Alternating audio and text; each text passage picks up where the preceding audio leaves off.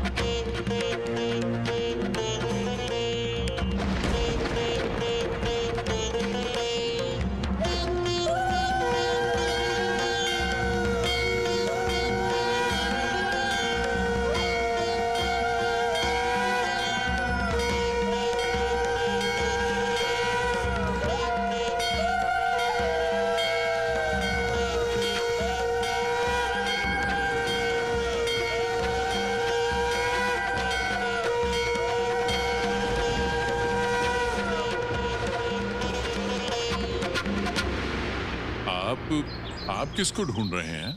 नहीं, बस देख रहा था।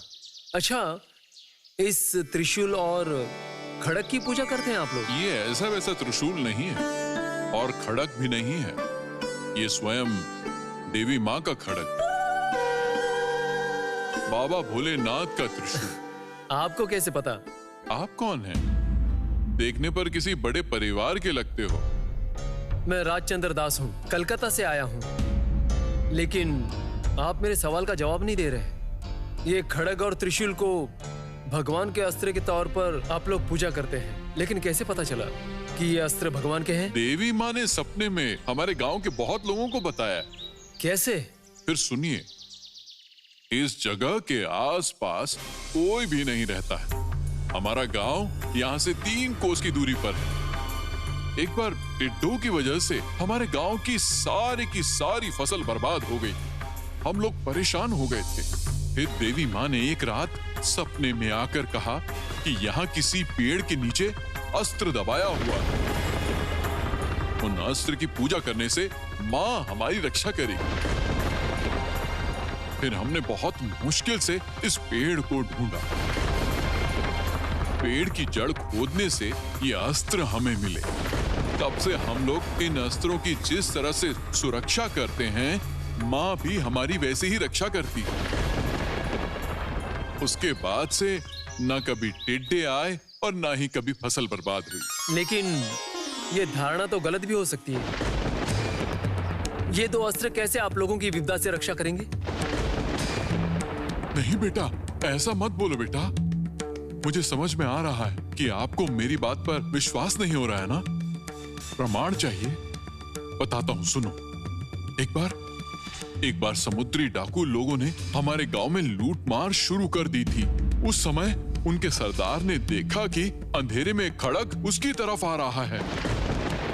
बस तब से तो वो पागल ही हो गया। ये सब मैंने अपनी आंखों से देखा है। क्या ये सब गलत हो सकता है?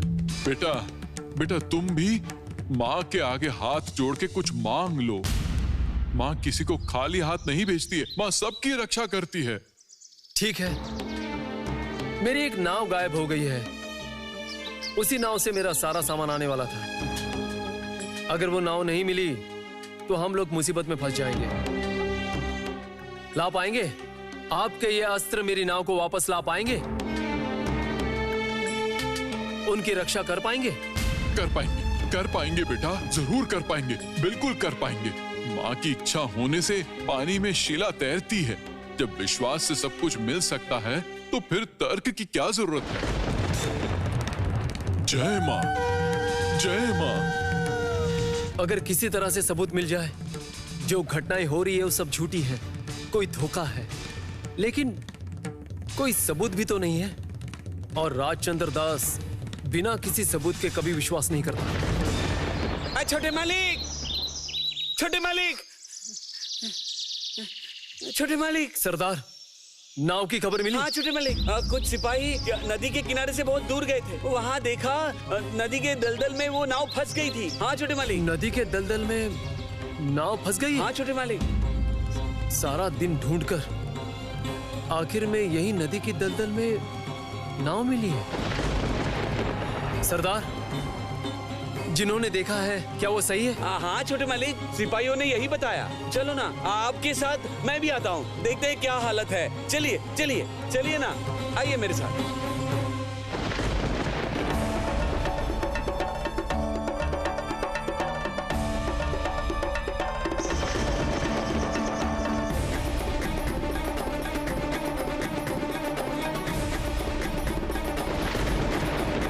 छोटे मालिक,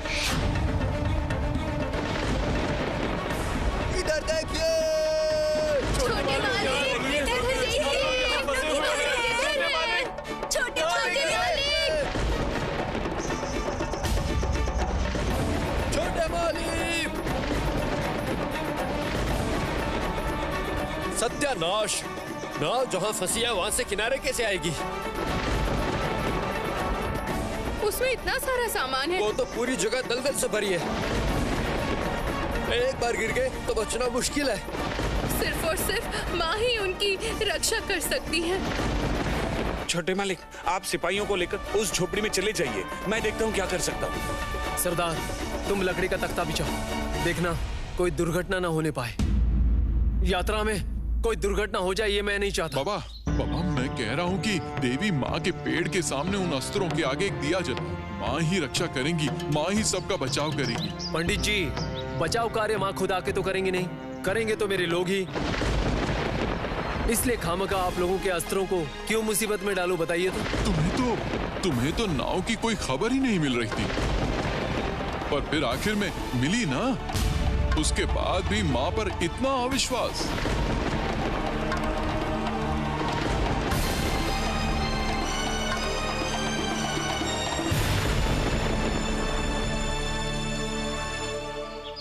पंडित जी, मैं थोड़ा अलग किस्म का इंसान हूँ। मैं विश्वास करता हूँ इंसान की शक्ति पर, मैं विश्वास करता हूँ भगवान के कल्याणकारी अस्तित्व में, लेकिन मामूली सा पत्थर या मिट्टी के पुतले में या आप लोगों के उन अस्त्रों में भगवान का आवास नहीं है, ये मैं जी जान से विश्वास करता हूँ। पंडित जी, आप देखना, किसी प्रकार के चमत्कार के बिना ही मेरे लोग सबका बचाव कर लेंगे। यहाँ माँ की इच्छा के बिना पेड़ के पत्ते तक नहीं हिलते हैं, ये हम लोग दिल से विश्वास करते हैं। तुम भी माँ पर विश्वास रखिए, तुम्हारे मंगल के लिए कह रहा हूँ। पंडित जी, मैं भी विश्वास रखूंगा, लेकिन माँ पर नहीं, लोगों पर। देखते हैं आखिर तक किसका विश्वास अटूट रहता है।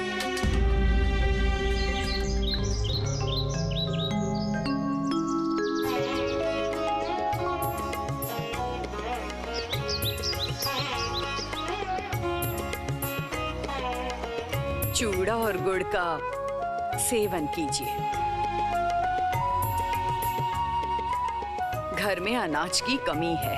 अगर चंदर जरा संसारी होता तो आसपास के बाजार से अनाज खरीद कर दे जाता। वो नाव की तलाश में सुबह ही निकल गया। बतासी भी बाजार गई है, पर वापस आने का नाम नहीं। बेटी, इतना संकोच मत करना। हम लोग माँ की साधना करते हैं। हम लोगों का खान पान हर बार इतना अच्छा नहीं होता।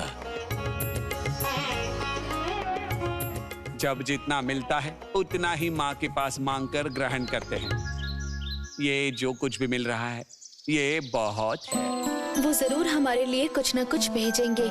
उसके बाद हम अच्छी तरह से अतिथि सेवा कर पाएंगे। मालकिन, सत्यानाश हो गया। क्या हुआ है? हमारी नाव नदी के किनारे फंस गई है।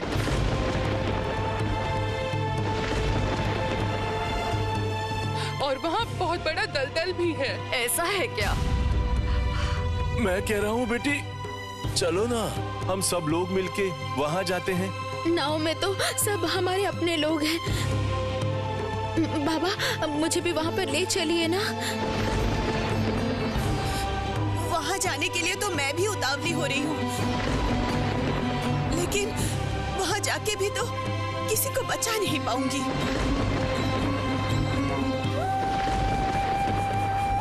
तुम लोग कहीं नहीं जाओगी। ये जगह अनजान है, तो तुम लोग कहाँ जाओगे? चुप करके बैठो तुम दोनों।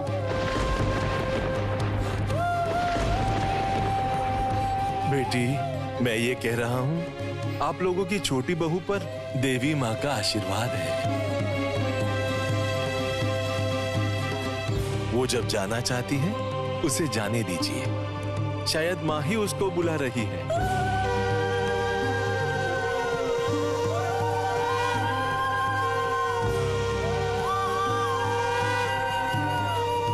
बहू रानी वहां जाने से शायद कोई चमत्कार हो सकता है। सबको इस विपदा से रक्षा मिलेगी। और फिर हम सब भी तो साथ ही रहेंगे। जब आप लोग इतना कह रहे हैं, तो फिर ये भले जाए। क्या पता भगवान की क्या इच्छा है। दादी, मैं भी साथ चलूंगी। छोटी बहू को अकेले नहीं छोड़ूंगी। तो फिर मैं अकेले घर पे क्या करूंगी? मैं भी चलकर देखती हूँ क्या मुसीबत आई है। मैं कह रही हूँ, बाबा लोग, हम लोग सब लोग साथ में चलते हैं। चलिए बतासी, तू भी चल।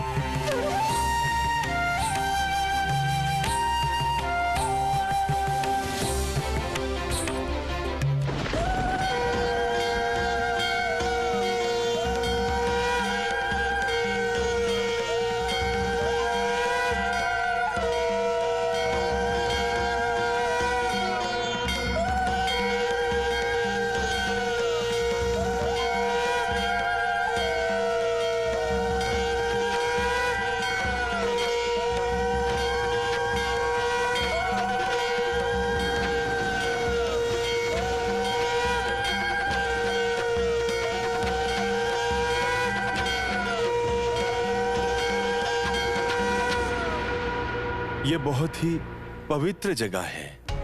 यहाँ माँ और बाबा के अस्त्रों की पूजा की जाती है। इन अस्त्रों से इस जगह के अशुभ चीजों का नाश होता है, इसीलिए पूजा जाता है। ये अस्त्र लोगों की विपदा से रक्षा करते हैं।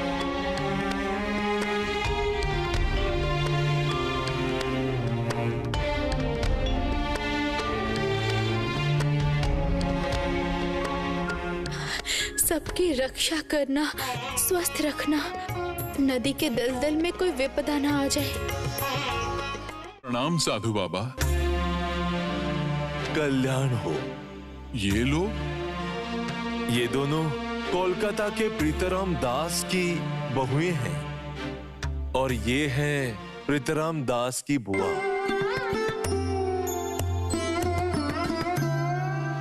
प्रीतराम दास के बेटे राजचंद्र जो है, हमारी रानी माँ के पति है।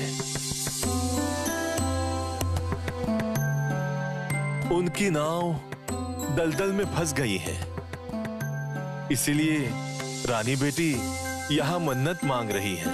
राजचंद्र, वो तो घोर अविश्वासी इंसान है।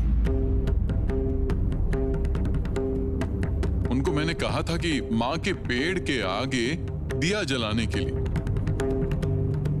माँ कृपा करेगी तो सबको मुक्ति मिलेगी। पता है, माँ के बिना ये जगत संसार अचल है।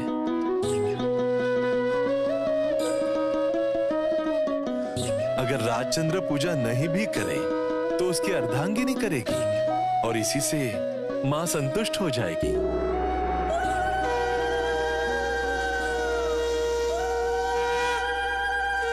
लो बेटी, माँ के आगे दिया जला के प्रार्थना करो।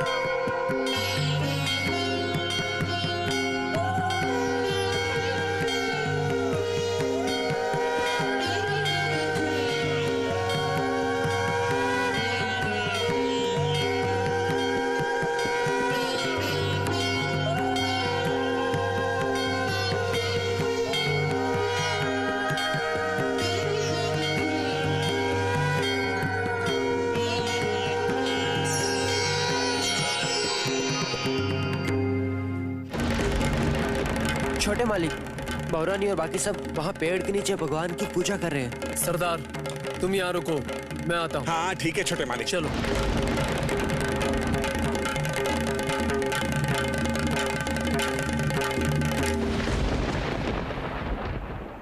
पंडित जी, इन अस्त्रों की पूजा करके क्या फायदा होगा बताइए तो।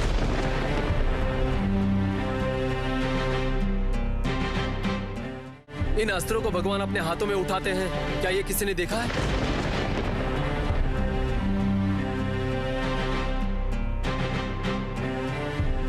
और अगर भगवान हाथ में उठाते भी हैं, तो इससे क्या फर्क पड़ता है? अगर आज रात को डकैत आ गए, तो क्या ये अस्त्र सबको बचा लेंगे? और ये जो खड़ग उड़ के आने की बात है, ये बिल्कुल ही एक कहानी है।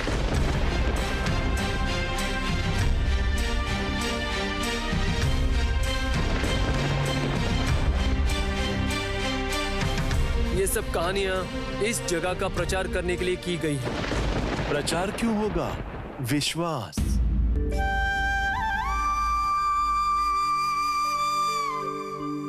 आप लोग तो वैष्णव हैं। आप लोगों ने तो भक्त प्रहलाद के बारे में सुना होगा। वो पागल हाथी के आगे स्थिर खड़ा रहा। क्यों? एक ही कारण है, विश्वास। साधु बाबा, वो भी तो कहानी के अलावा और कुछ भी नहीं है।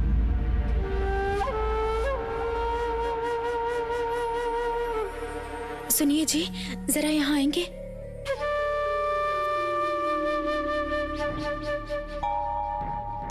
मैं कह रही हूँ, मैं भी आपके साथ नदी के किनारे चलूं? ये तुम क्या कह रही हो?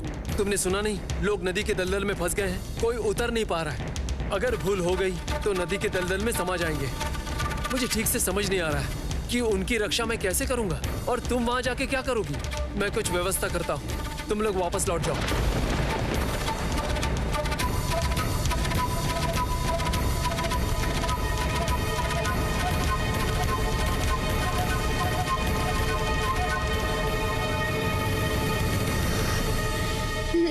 नदी के दलदल में फंस जाने से उनको बाहर निकालना संभव नहीं होता। इतने सारे लोगों की जिंदगी, क्या होगा अब दादी माँ?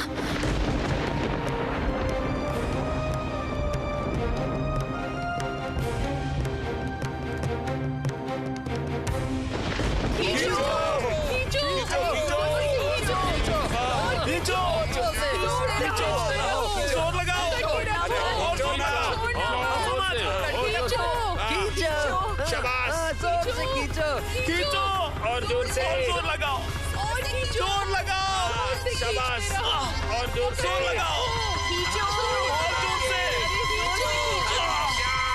जोर से, अगर लगाओ, खींचो, अरे भाई बोलते रहो, जोर से खींचो, और जोर से खींचो, खींचो, खींचो,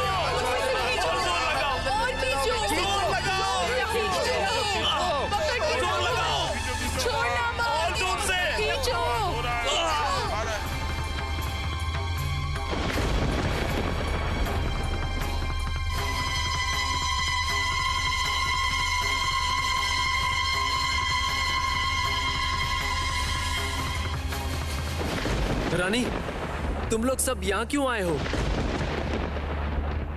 भाभी, दलदल की तरफ मत जाइएगा, वहीं रुकिए।